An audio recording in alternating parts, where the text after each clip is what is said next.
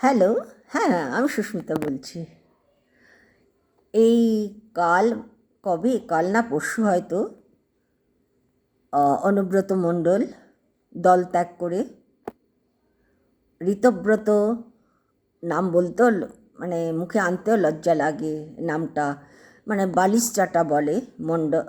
ঋতব্রত ব্যানার্জির দলেতে আপনি ঢুকেছেন। যদিও আপনি খুব খারাপভাবে দিদিকে আঘাত করেননি, কিন্তু দিদি এতটা ভালোবাসা দিয়েছে, এতটা ভালোবাসা দিয়েছে, আজ আপনি দলটা ছেড়ে এদের নেশাতে, এদের মানে কথাতে আপনি দল ত্যাগ করলেন। আপনাকে চুরির দায়েতে আপনাকে জেলে ঢুকিয়েছে। দিদি এ কথাও প্রকাশ্যে বলেছেন যে আজ ওকে চুরির দায়ে জেলে ঢুকিয়েছে, কিন্তু ও যে কতটা রাজ্যের জন্য করেছে, ওর এরিয়ার জন্য করেছে, সেটা একবারও দেখলো না কেন্দ্র।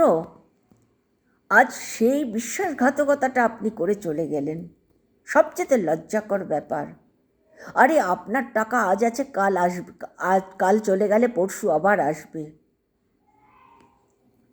কিন্তু আপনার যে অকৃতজ্ঞতা, সেটা জেনারেশন বাই জেনারেশন ইতিহাসের মধ্যে লেখা থাকবে। সেটার থেকে জানবে আপনার পরিবার পরিচয়, যে আপনারা গদ্দার পরিবারের লোক বলে, বেঈমান পরিবারের লোক। আপনার মেয়ের পিছনে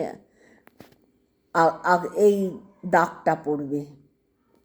সেটা একবার চিন্তা করলেন না? আপনি গরিব হয়ে যাবেন, অর্থ শেষ হয়ে যাবে, বা আপনাকে ডিম ছুঁড়বে, বা আপনাকে মারধর করবে, ইট পাক্কেল মারবে, সেই ভয়তে। আরে কল্যাণ ব্যানার্জিকেও তো অ্যাটাক করেছিল মুখার্জিকে, কিন্তু কল্যাণ মুখার্জি ছেড়েছে? এখনও তো ছাড়িনি, জানি না কি করবে। কারোর ওপর আমার বিশ্বাস আর ভরসাটা হচ্ছে না। দিদির প্রতি যে অবিচার চলছে।